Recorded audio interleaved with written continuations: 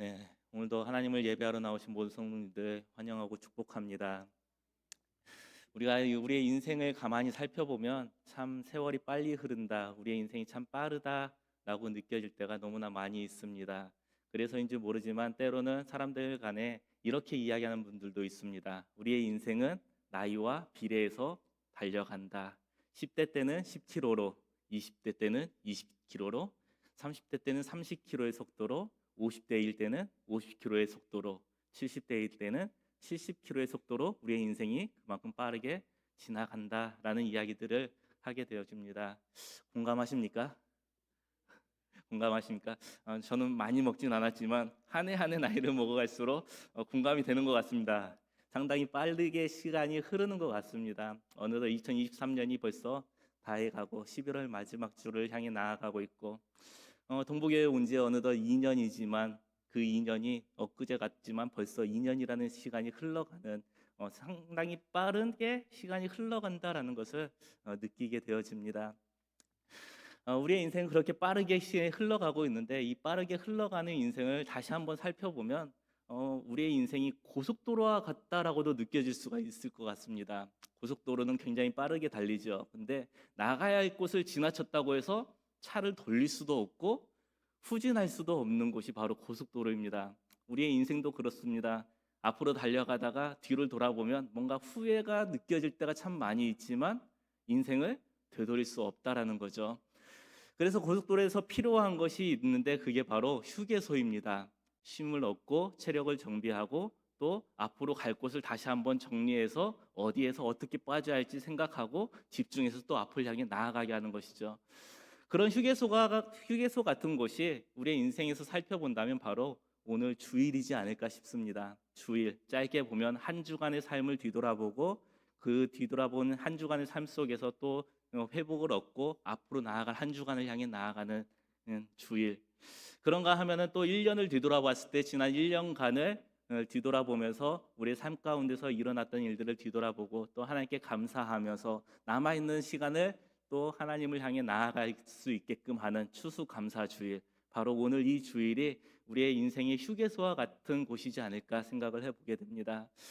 우리의 인생의 휴게소와 같은 이 시점에서 우리가 우리의 삶을 다시 한번 뒤돌아보기를 원합니다. 2023년 이 한 해 동안에 과연 나는 어떻게 살았는가 다시 한번 뒤돌아보면서 우리의 삶 가운데서 함께 하신 주님을 떠올리고 우리가 그 하나님께 감사하는 시간들이 되기를 바랍니다. 그래서 제목을 욥의 인생을 통해서 배우는 감사라고 정해봤습니다. 오늘 본문을 가만히 읽어보면요, 왜 이런 제목을 잡았을까? 오늘 본문 안에는 감사라고 하는 단어가 한 단어도 등장을 하지 않는데 왜 이 본문 안에서 욥의 인생을 통해서 배우는 감사인가?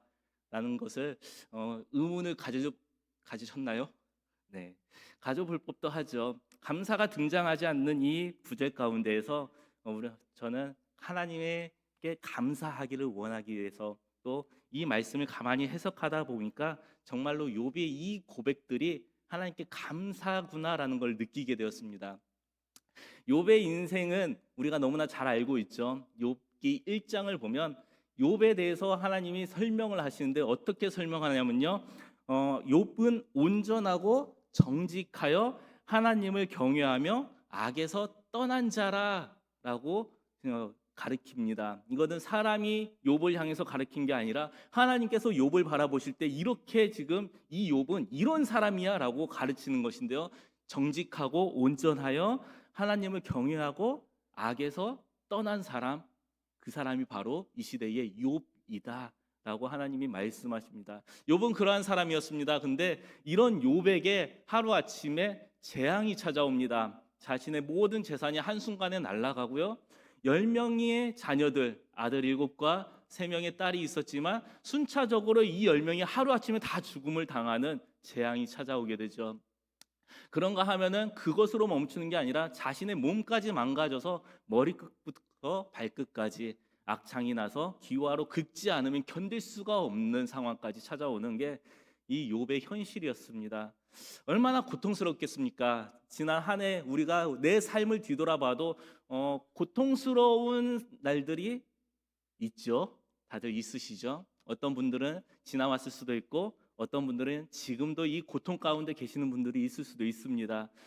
우리도 이렇게 고통스럽다, 고난이다, 재앙이다라고 하는 순간들이 우리의 삶 가운데 있지만 그럼에도 불구하고 우리의 고난, 우리의 고통, 우리의 재앙이라고 하는 부분들을요 욥에게 비교해 본다면 우리의 고난은 아무것도 아닌 것이 되죠. 그럼에도 불구하고요 우리의 고난 속에서 우리가 당하는 현실을 바라보면 너무나 괴롭다라는 것입니다.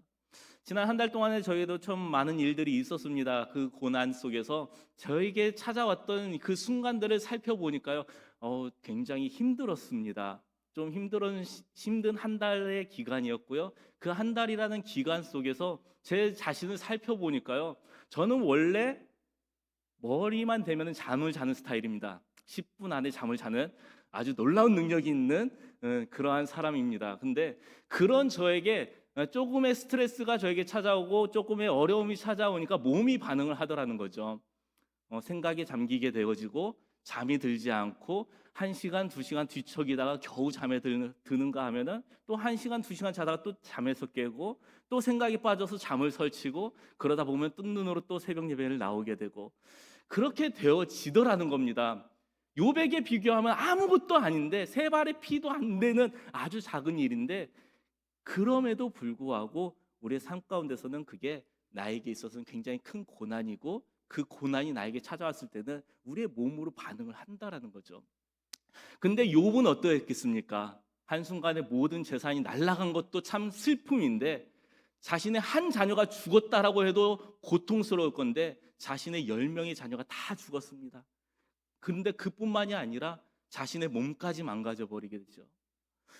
그것을 위로하기 위해서 이제 찾아온 게 새 친구들입니다. 그리고 이 새 친구들과의 대화가 욥기에서 굉장히 많은 분량을 차지합니다. 욥과 새 친구들의 대화 내용들, 논쟁이 펼쳐지기 시작하죠. 위로하러 찾아온 욥의 새 친구들이 욥기를 읽어보면 욥을 위로하는 것이 아니라 오히려 욥을 비난하기 시작합니다. 네가 잘못한 거 아니냐? 네가 뭔가 하나님 앞에 죄를 범하지 않았느냐? 끊임없이 욥에게 이제 그렇게 위로가 아니라 욥을 더 힘들게 만드는 새 친구들의 모습을 보이고 거기에서 끊임없이 욥은 자신의 결백을 주장하고 자신의 의로움을 주장하면서 욥과 새 친구들에 관해서 계속해서 논쟁이 이루어지게 됩니다. 그리고 이제 42장에 들어서면서 욥기를 마무리를 하게 되는데 이 욥기를 마무리하는 시점에서 욥의 인생을 뒤돌아보면서 욥이 감사를 느낄 수 있는 부분의 키포인트가 바로 6절의 말씀입니다. 6절 말씀을 가만히 살펴보겠습니다. 그러므로 내가 스스로 거두어 드리고 티끌과 제 가운데서 회개하나이다. 티끌과 제 가운데서 회개하나이다. 여러분 이 회개한다라고 하는 단어를요 우리가 알고 있는 회개로 번역을 해버리면은요 굉장히 많은 문제가 따라옵니다. 지혜란 무엇인가라는 책을 통해서 이 부분을 다시 한번 깨닫게 됐는데요. 이게 우리가 알고 있는 회개는 어떤 회개입니까? 내가 잘 가다가 뭔가 잘못된 길을 들어섰을 때 그것을 깨닫고 나서 그 삶을 돌이키는 게 회개죠. 근데 이 회개라고 하는 이 단어를 제 가운데서 회개하나이다라는 것을 욥이 회개했다로 인식을 해버리는 순간 욥의 인생이 완전히 잘못되어지는 것이 되는 거죠. 하나님께서 욥을 향해서 뭐라고 말씀하셨냐면 욥은 악에서 떠난 자다. 욥은 의인이다라고 인정을 해주셨는데 이게 욥이 회개를 했다라고 하면은 욥이 자신의 삶 속에서 뭔가 잘못한 게 되는 겁니다. 그렇죠? 그러면 문제가 되는 거죠. 욥은 의인이 아니었던 게 되는 것이죠. 어떤 학자들은 이 회개하다라고 하는 이 단어를요 어떻게 해석하냐면 욥이 그동안 알고 있던 것에서 뭔가 잘못 알고 있었던 게 있었고 그 잘못 알고 있는 것을 다시 새롭게 깨달아서 그래서 욥이 회개했다라고 주장하는 학자들도 있습니다. 근데요 그렇게 해석해도 문제가 되는 게 뭐냐면요 그러면 욥이 새 친구들과 논쟁을 했던 그 논쟁 속에서 자신의 주장도 자신의 결백도 잘못되어진 게 된다라는 것이죠. 이것이 이제 그렇게 가만히 살펴봤을 때 욥이 이게 회개로 번역을 하면 안 된다라고 하는 게 주장이 되는 게 뭐냐면요. 욥의 삶 가운데서 있었던 이 모든 일들을 하나님께서는 욥이 의로운 사람이다라고 주장을 해 주셨고요. 그리고 마지막에 있어서 7절 말씀도 가만히 살펴보면은요, 여호와께서 욥에게 이 말씀을 하신 후에 여호와께서 대만 사람 엘리바스에게 이르시되 내가 너와 내 두 친구에게 노하나니 이는 너희가 나를 가리켜 말한 것이 내 종 욥이 말같이 옳지 못함이니라. 하나님께서 욥의 세 친구들에게 이야기합니다. 너희들의 주장이 내 종 욥이 하는 주장보다 옳지 못하다라고 하나님께서 욥의 편을 들어주십니다. 그 말은 욥이 지금까지 알고 있던 신앙관, 욥이 지금까지 주장해왔던 이 모든 것이 하나님께서 보셔도 이거는 옳은 것이다라고 인정하게 되는 거죠. 그러면 욥이 뭔가를 새롭게 깨닫고 거기에 대해서 회개했다라는 것도 맞지 않는 것이 되는 겁니다. 그러면 이 회개는 무엇인가? 왜 욥은 회개를 했다라고 이야기를 해야 되는가? 왜 회개했다라고 표현을 하는가? 이것을 살펴볼 때 이 회개라고 하는 히브리 원어를 살펴보면 야다라고 하는 단어를 쓰고 있습니다. 근데 이 야다가 해석되어질 때 회개라고 하는 것으로 해석도 되어지지만 또 다른 한편으로는 어떻게 해석되냐면요, 후회 혹은 한탄으로도 해석이 됩니다. 후회, 한탄, 이거 역시 뭐 회개하고 크게 차이는 없겠죠. 근데 또 다른 반편으로 해석되어지는 게 이 야다가 어떻게 해석이 되어지냐면요, 위로라는 단어로도 해석이 되어지고 있다라는 것입니다. 그리고 이 욥기의 1장부터 42장까지 이 회개라는 단어, 여기서 쓰여지는 이 야다라고 하는 이 단어가 총 7번이 등장을 하는데 이 7번 중에 나머지 욥기에서는 전부 다 어떻게 번역이 되냐면 위로로 번역이 되어졌다라는 것입니다. 한 절씩 우리 같이 한번 보겠습니다. 2장 11절 말씀, 말씀을 띄워줬습니다. 2장 11절 말씀을 보겠습니다. 그때에 욥의 친구 세 사람이 이 모든 재앙이 그에게 내렸다 함을 듣고 각각 자기 지역에서부터 이르렀으니 곧 대만 사람 엘리바스와 수아 사람 빌닷과 나아마 사람 소발이라. 그들이 욥을 위문하고 위로하려 하여 서로 약속하고 오더니. 여기서 마지막 부분에요, 욥을 위문하고 위로하려 하여, 여기서 하려고 하여, 이 위로가 바로 이 야다라고 하는 단어라는 거죠. 여기서는 회개지만 여기서는 위로로 번역이 되어졌습니다. 그런가 하면 7장 13절 말씀에서도 그렇습니다. 7장 13절 말씀에요, 혹시 내가 말하기를 내 잠자리가 나를 위로하고 내 침상이 내 수심을 풀리라 할 때에, 나를 위로하고. 16장 2절에서도 말씀합니다. 이런 말은 내가 많이 들었나니 너희는 다 재난을 주는 위로자들이로구나. 위로자들이로구나. 여기서 위로자들이 또 야다입니다. 21장 34절도 그렇습니다. 그런데도 너희는 나를 헛되이 위로하려느냐? 너희 대답은 거짓일 뿐이니라. 29장 25절 말씀에서도요, 내가 그들의 길을 택하여 주고 으뜸되는 자리에 앉았나니 왕이 군대 중에 있는 것과도 같았고 애곡하는 자를 위로하는 사람과도 같았느니라. 여기서도 위로하는 사람과도라고 하면서 위로가 등장을 하죠. 이 위로가 야다입니다. 42장 11절 말씀입니다. 오늘 본문 이후에 등장을 하는데요, 42장 11절 말씀에도요, 이에 그의 모든 형제와 자매와 이전에 알던 이들이 다 와서 그의 집에서 그와 함께 음식을 먹고 여호와께서 그에게 내리신 모든 재앙에 관하여 그를 위하여 슬퍼하며 위로하고 각각 캐시타 하나씩과 금고리 하나씩을 주었더라. 여기서도 위로하고로 번역이 되었다라는 겁니다. 욥기에서 총 7번 등장하는 이 야다라는 단어가 전부 다 위로라는 단어로 해석이 되어졌는데 굳이 여기에서만 회개라고 하는 단어로 해석을 할 의미가 없다라는 거죠. 그러면 여기서 이 42장 6절 말씀을 회개가 아니라 위로로 번역을 해본다면 어떻게 됩니까? 그러므로 내가 스스로 거두어 드리고 티끌과 재앙 가운데에서 위로를 받았나이다. 이렇게 해석이 되어지는 겁니다.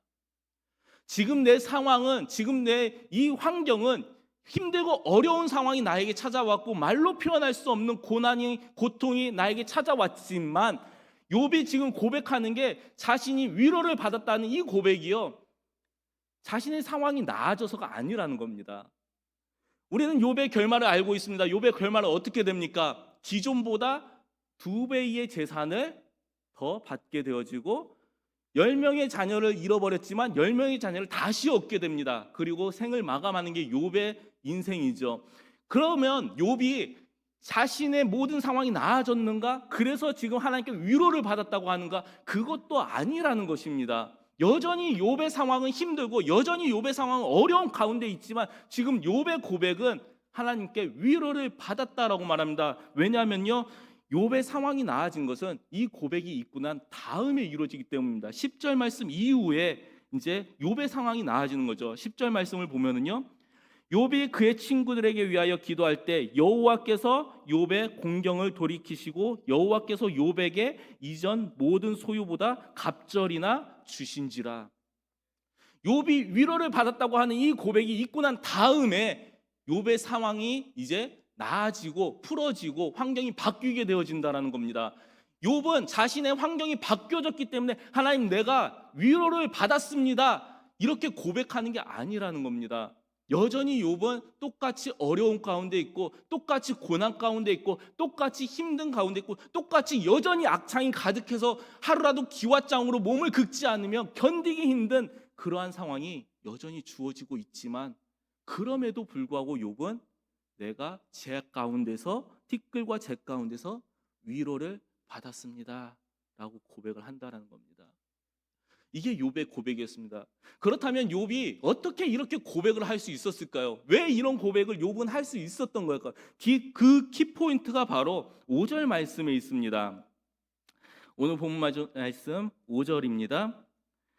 내가 주께 대하여 귀로 듣기만 하였사오나 이제는 눈으로 주를 배움나이다.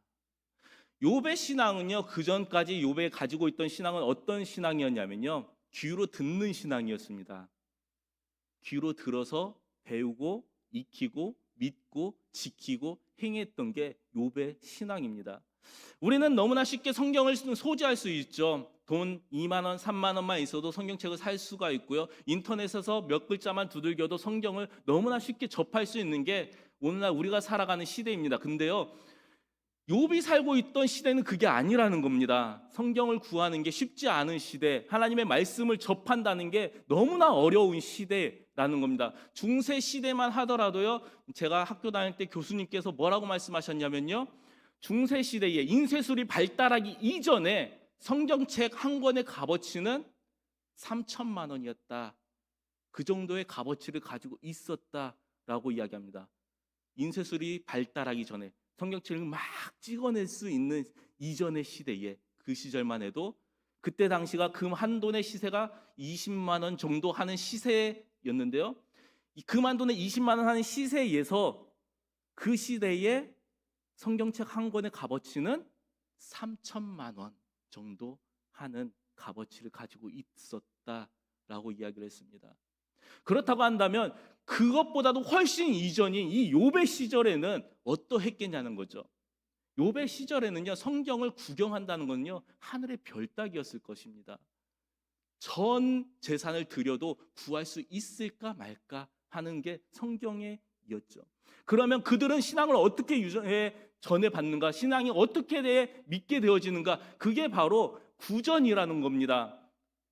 하나님이 아브라함을 만나시고 이 만난 아브라함이 자신이 만난 하나님을 자신의 아들들에게 이야기를 해주면서 신앙이 이어져 내려오는 것이죠. 그렇게 이야기를 통해서 흘러내려오던 게 구전입니다. 그렇게 신앙이 전해져 내려왔고, 욥 역시도 자신의 아버지로부터, 자신의 할아버지로부터 신앙을 듣고서 자라왔던 시절이 욥의 신앙이었다는 겁니다. 그렇게 들었고, 그렇게 배웠고, 그렇게 믿었고, 그것을 지키며 살았던 사람, 그게 욥이었죠. 근데 한순간에 재앙을 당하고 욥과 세 친구들의 논쟁이 있고 난 이후에, 욥기서 이후에 41장 이전에 보면은요, 하나님께서 욥에게 나타나십니다. 그리고 하나님이 누구인지를 다시 한번 욥에게 가르쳐 주시죠. 그것을 이제 고백하는 장면이 1절부터 이제 4절까지 기록되어지는 겁니다. 욥이 이제 자신의 하나님을 경험하고 나서 고백하는 거죠. 1절부터 4절까지 말씀 다시 보겠습니다. 욥이 여호와께 대답하여 이르되 주께서는 못하실 일이 없사오며 무슨 계획이든지 못 이루실 것이 없는 줄 아오니 무지한 말로 이치를 가리는 자가 누구니까? 나는 깨닫지도 못한 일을 말하였고 스스로 알 수도 없고 헤아리기도 어려운 일을 말하였나이다. 하나님께서 나타나셔서 지금 욥에게 말씀하신 것을 다시 이렇게 고백하고 있는 거죠. 그러면서 말합니다. 내가 말하겠사오니 주는 들으시고 내가 주께 묻겠사오니 주여 내게 알게 하옵소서 하면서 고백하는 게 내가 주께 대하여 귀로만 들었사오나 이제는 눈으로 주를 배움나이다.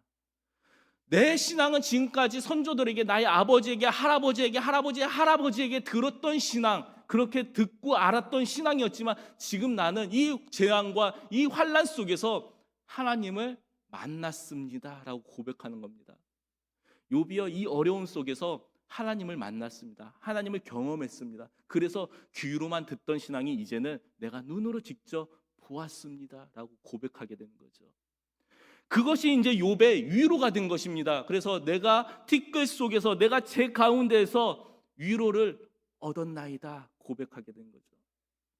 여러분 하나님은요, 우리가 하나님을 어떻게 표현합니까? 굉장히 많은 다양하게 표현을 하지만 뭐 전지전능하신 하나님 이렇게도 표현하지만 또 다른 표현으로는요 무소부재하신 하나님으로 표현을 하죠. 온 우주 속에서 아니 계신 곳이 없으신 하나님. 내가 기쁠 때만 나에게 함께 하시는 하나님이 아니라 내가 슬플 때도 내가 고난 가운데 있을 때도 하나님은 여전히 나와 함께 하시고 그 속에서 나와 동행하고 계시는 하나님. 욥이 그 하나님을 경험했습니다. 여러분 고난 가운데서 함께 하시는 하나님을 경험해 보셨습니까? 느껴보셨습니까? 제가 느끼니까요, 제가 경험을 해보니까요, 뭐 어떻게 말로 표현을 할 수가 없습니다. 그냥 내 환난과 어려움 속에서 내가 함께 하시는 하나님 느끼는 순간 뭐가 나오냐면요, 그냥 눈물만 나옵니다. 그 하나님 앞에 그냥 눈물만 흘러나옵니다. 내가 이렇게 힘든데 이 속에서도 하나님은 나와 함께 하시는구나.